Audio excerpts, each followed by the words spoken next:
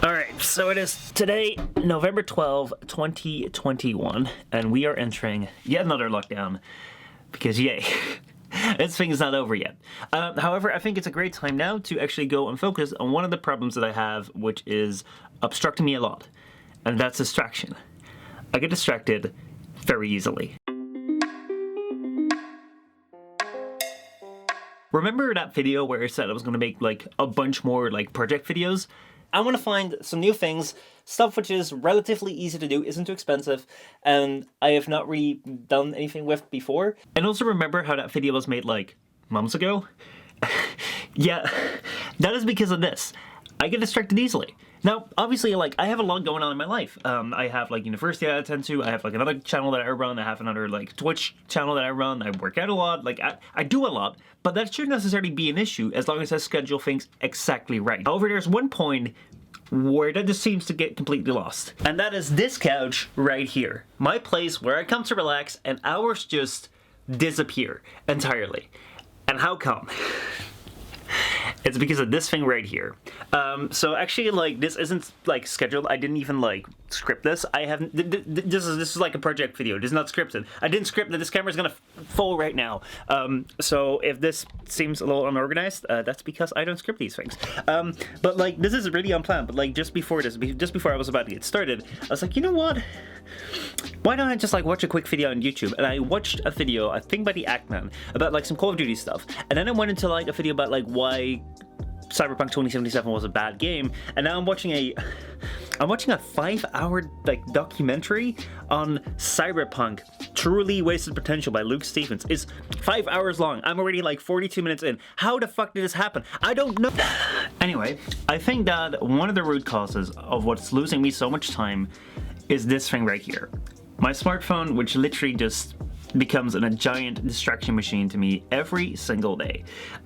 So instead of just being like, well, let me toss it away or let me do whatever, let me actually like explore what the hell this thing even is. Like, why do I have such a need for like the content on here? Why do I lose all my time in here? Why do I really just like keep on watching videos, and if it's not videos, streams, or posts on the internet or whatever? And what can I do to like not entirely cut out of my life what I really enjoy? Because seriously, like, I love these videos that I watch, I really enjoy, and I want to see a lot of like the series out there, the videos, the streams out there, all that sort of stuff. But at the same time, also like protect myself. Welcome to the Blackboard. Welcome to your class. Where today, class, we're going to be talking about what the fuck is going on with this completely normal thing. Today, the thing we're going to be talking about is a smartphone. I don't really have a better way of attaching it to the Blackboard. This is a smartphone, and it's a normal thing. I think we all have smartphones. I mean, like, you're kind of like supposed to have one now if you want to get into like any places. So like, everyone nowadays has a smartphone. I don't really think I need to explain what a smartphone is. But what the fuck is going on with this very normal thing? Well, in order to that, let us go back to the history. Where did this smartphone come from? As we all know, a smartphone came from a regular phone that now is smart. I think that this is all stuff that it's pretty straightforward. But this is actually the part where this stuff actually becomes interesting. Because what do these two things have in common, apart from, you know, being called a phone and being something that everyone has in their pocket all day long? I think the only thing that they have in common is that like, pretty much you can make a call with them. Like, you can make a call with this thing, and you can make a call with that thing. Other than that, this thing can do so much more than that thing ever could, that there's actually like no real comparison that you can make between them. It's just that it can make phone calls. And even then, like, does that really make this thing a smartphone? Like, why is a smartphone called a smartphone when, if you go to like any latest phone review, like, when do they actually mention like call quality or how good it feels when you're calling with people for like hours on end? Why not call it a smart like PS Vita? Because this thing can actually do pretty much as much as this thing, way more than that thing. It just can't make phone calls, but who cares about that anyways? What I think is important to see here is that this thing right here is just an essential calling device. Like, it can't do anything else but make phone calls and send text messages, and that's why we all had it on us. However, this thing right here is more of a computer entertainment device, because, like, as I said, we're not really calling anymore, but what are we doing on our phone? It's like, you know, we're taking pictures so we can watch them back again. We're watching videos, we're playing games, we're doing like so many things on this phone, which is less phone stuff, but more entertainment stuff that we can do because this is basically a small little computer. In a sense, what we're doing on this thing is more akin to the stuff that we would be doing on like an iPod rather than a phone. And actually the iPod brings me to another thing. You see, this iPod right here is actually the one that I went and, modded for the last video. I've actually been using this a lot and I've been really enjoying it. However, I also have another iPod, which is this right here, which is the iPod Touch. And this thing actually came out, I think, 2011 or something.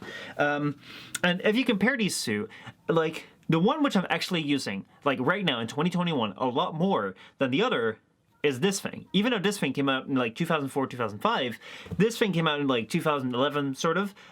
It has all the features of a modern smartphone. It has a touchscreen, it has like headphone jack, but it pretty much can do most of the things a modern smartphone can. It's just like a lot slower.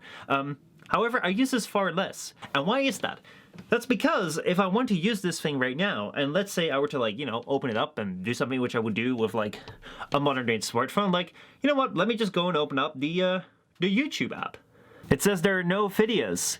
That's because pretty much all the entertainment that I got on this entertainment device was online. So what I think is the most important thing to take away here is that this thing isn't just a computer entertainment device.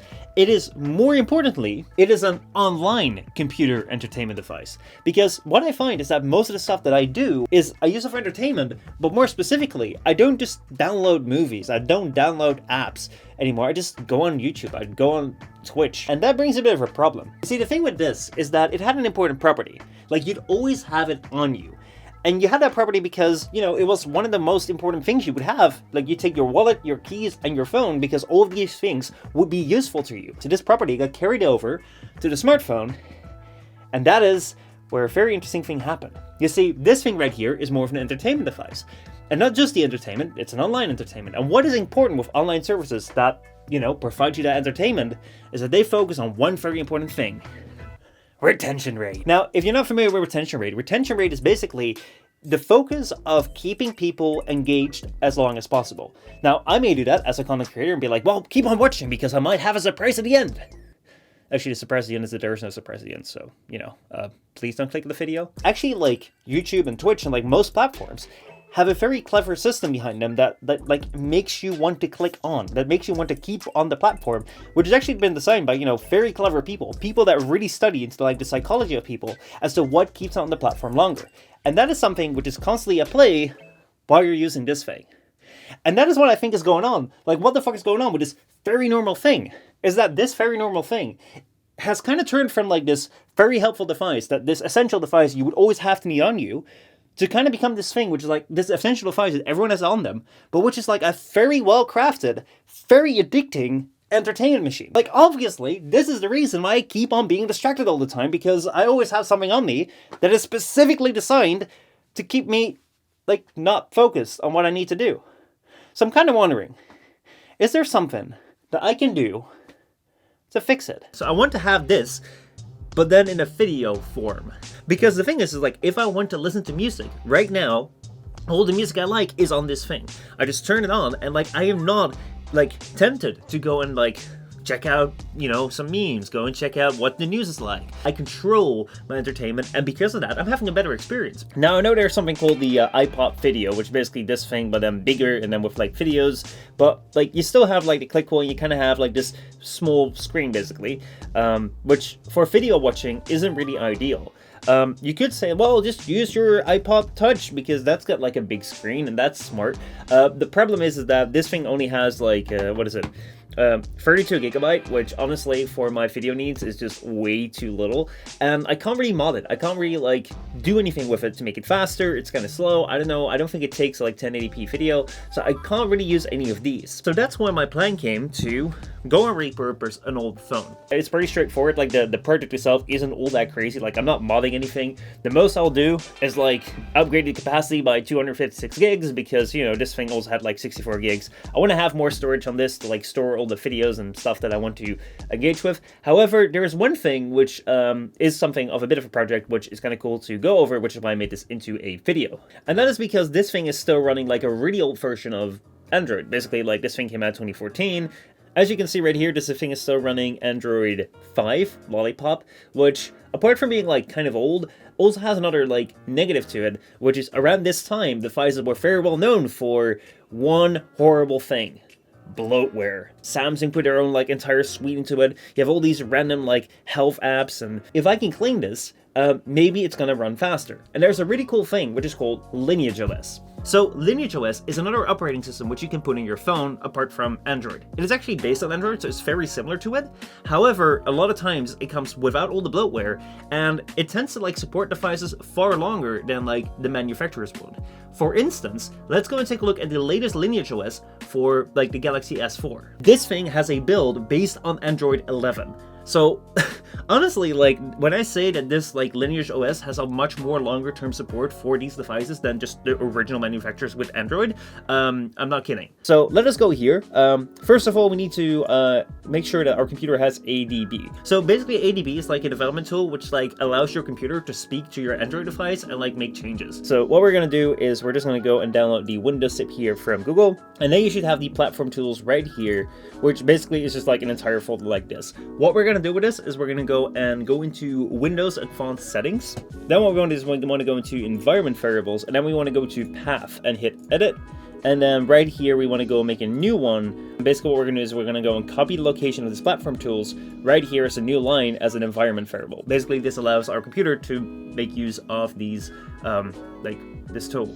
Now, one thing we need to do on the phone side of things is enable developer options, which is basically a setting which is in pretty much any Android device, which allows us to like make changes to the Android device, which a lot of times like you won't necessarily do. Go and link to like the build number, which is like in about device, and just tap that a bunch of times. And now right here we have a new tab that says developer options. Now obviously your settings menu will look a little bit different, but this is basically what it will look like. So what we want to do is we want to enable USB debugging. So then we're going to go and plug in our phone to the computer. Once we have it connected, we're going to go and open up the command prompt, and we're going to say ADB devices.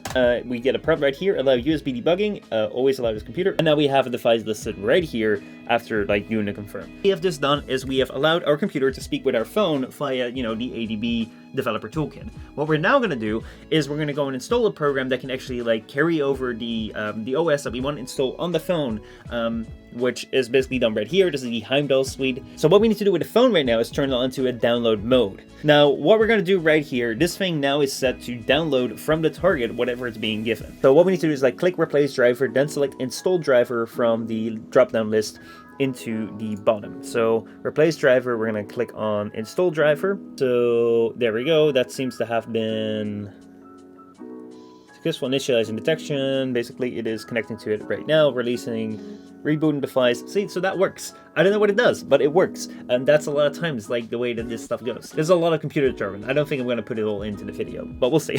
What happens now, we have a blue transfer bar which will appear on the device, which after showing the recovery image has been flashed. There we go. Okay, so here we are into the recovery image. This took a while for me to get to it, but this is basically where we need to go. Now what we're going to do is we're going to go and factory reset it right here to format all the data and get rid of everything. This thing right here is completely wiped and it's set to receive the new OS. So what we're going to go do here is we're going to go and grab the zip file that we just had, ADB side load, and then we're going to go put in the file name, which is lineage site loaded, hopefully. I'm not quite sure whether this has worked, so we're just going to go and figure it out as we go along. So let's go back here. Let's go hit reboot and let's see what works, whether this works. Holy shit, it's working! Okay. All right, I'm going to hold it right there so you can see it. You can see it's working. We have Lineage OS right now and we can start it. Holy shit, this crap actually worked. All this crap actually fucking worked. Let us go and take a look. Ooh, I like the color scheme. Let's see, what do we have right here? So this is honestly very, very different than I'm used to. This is definitely like the Android 11 vibe. What we're gonna do then is install the SD card. I don't know whether you have to turn your phone off for this, but I guess we're just gonna find out. All right, fuck it. Continue. Move content later. Done. All right, so let me check out the storage situation. Apparently it says it's slow. I don't really fucking care because I just wanted to like, so as we can see right here, we have 16 gigabytes on this device. I legit thought it was like 64 gigs. This is 16 gigs. Holy shit, how can devices ship with 16 gigs of storage? Like, that's absolutely ridiculous. But I guess it was like 2014. But yeah, we have 256 gigs on here. And yeah, we have a Samsung SD card right here, which has a whole bunch of stuff. So now I want to see if we can like actually like load it up with like a bunch of stuff. Okay, so a little bit of an update. It hasn't really quite worked out as I hoped. Basically this phone right here is not powerful enough to run like 1080p video. Oh man, I was so excited for this. Like, it was gonna be so great, but then I like started playing a video on here and like I was wondering like, hey, when is it gonna start? Was it just buffering or something? But no, it is actually playing. It's like if I skip ahead, just like look, and then it stops, and it will just like stay like this for the entire time. It doesn't do anything. I think it can't handle the video or something. It's just it also doesn't really like my SD cards, so this is not really gonna be the solution. The reason why I actually wanted to go with something like this was because I thought it would be really cool to, you know, find a solution which was, let me repurpose like a bit of old tech and then use like LineageOS to like make it faster and like breathe new life into it, because we'll have Android 11, all that cool stuff. But apparently it's not working out as well as I'd hoped. But yeah, the search continues.